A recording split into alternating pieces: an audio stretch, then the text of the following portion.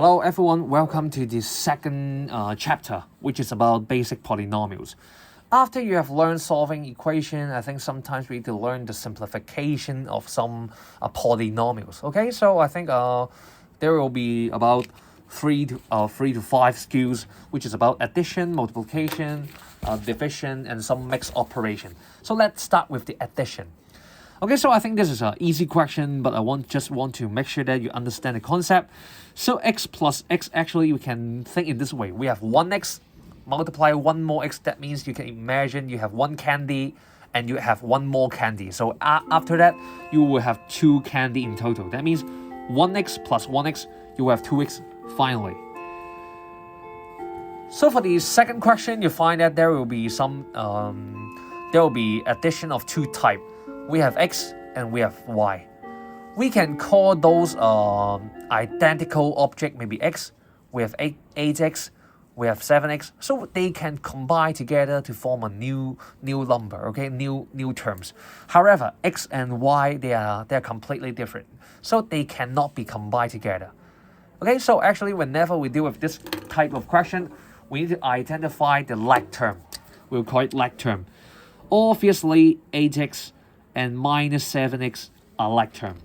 Whenever we do the calculation, we need to highlight the term because the symbol before the term, because we know that the minus belongs to the 7x. So actually, this is minus 7x.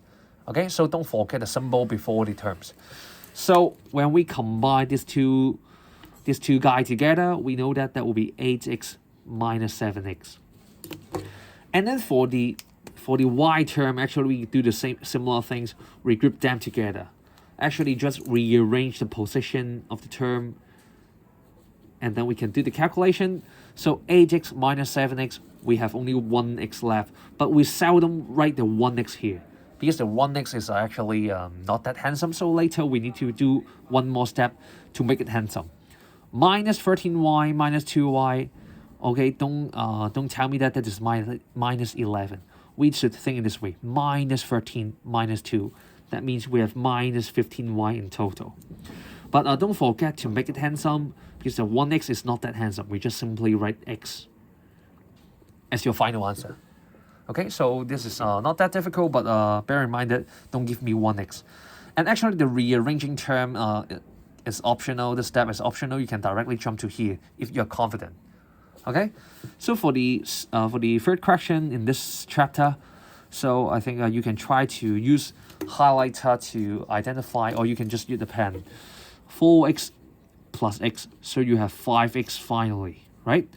So for the second object, that means the y, the second like term, minus 5y plus 4y. So I think you need to think carefully. Minus 5y plus 4y. That means minus 5 plus 4, which means minus y only, okay? Don't write the 1 here. The 1 is actually not that handsome, so you need to make it minus y. So for question 22, I think you just do the same thing. You group the like term, minus 7 minus 2x. That means minus 9x in total. Minus 8y, plus 8y minus 9y. So we have minus y finally. Minus y finally, okay? So for the final question in this skill, we find that there are three types, because we have x, we have y, and we have simply a number. Okay, simply a number. So actually there are three types. So we group it one by one. 3x minus 2x, we just get x. Minus 5y plus 12y, we have plus 7y. Plus 2 minus 9, we have minus 7. So finally you can get the final answer. We just group the like term together. Okay, so this is the end for skill one, which is not that difficult. But for skill 2, I think this is related to multiplication, and many of you hate it. So let's see whether we can overcome it. So you find that this 2 question is actually a concept check. We know that x plus x, that means we have 1x and 1x add together. So finally we have 2x. But when we have a multiplication, that means x multiply x, I think you need to think carefully. This is not 2x. This is, we use a new notation to label it, which is called x squared. That means x multiply itself by 2 times. So we use this notation to tell others that this is x multiply x. So for this second question, we find that x squared multiply x to the power 3. To be honest, I think at first, at the beginning, I suggest you to write the expanded form, which means x squared, which means x multiply x, and x to the power 3, which means I'm multiplying x times x times x. So after you write in this way, you find that there are 2 times multiplied together, 3 times multiplied together. That means in total there are 5 guys multiplied together. So we know that the final answer will be x to the power of 5. However, I want to generalize how I can obtain the 5. So you know that there are 2 times, there are 3 times. So actually the 5 is obtained by adding the index. We call the power, adding the power together to obtain the 5. Okay, this is the whole story. So actually we expand it. There are 2 guys multiplied together. There are 3 guys multiplied together. So all together, there are 5 guys multiplied together. And the 5 is obtained by 2 plus 3. Okay, so we just add the power together. So for this question, we find that there are some algebra part and there are some numerical part. So we usually separate the calculation. Because we know that this is actually all multiply. Maybe I'll write the expanded form for you. 2 multiply x, multiply 3, multiply x, multiply x, multiply 4, multiply x, multiply x. Of course, in the exam, you may skip this step, but I just want to tell you that we can extract the number part to calculate first, which is 2 times 3, which is 6, 6 times 4, which is 24.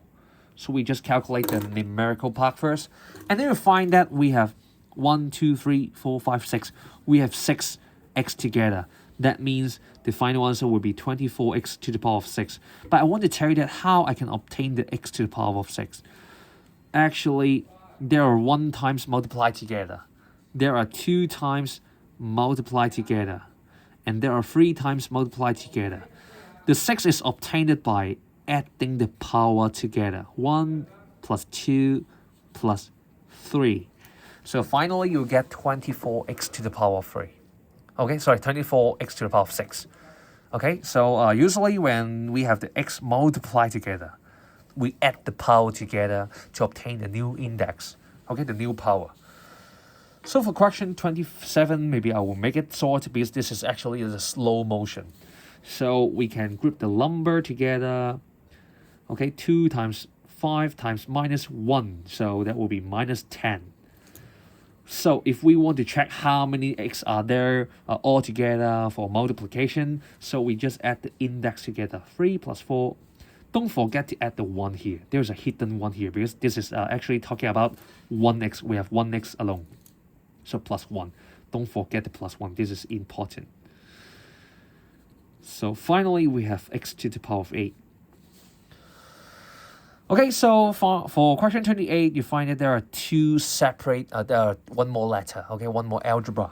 So we can think in this way, we can just separate. We first handle the x. So for x, we have 2x multiplied together and 5. So in total, we have 2 plus 5, which is 7. So for the y, we have 3 multiplied together, and then we give him 1 more y. So finally, we have x to the power of 7, y to the power of 4. So I think it makes sense because we have 2 and 5, altogether we have 7. Okay? 3 and 1, altogether we have 4, multiplied together. So for the final question, 2 and minus 3, we can handle the algebra part first, which is minus 6. And then x, we have 8 and 4.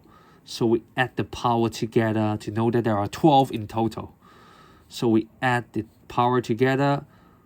So we know that there are 13y multiplied together in total. So the final answer will be x to the power of 12, y to the power of 13. Okay? So I think that's all for skill 1 and skill 2. I think I'm going to put the division and the remaining subtraction in the next video. Okay? Thank you for watching.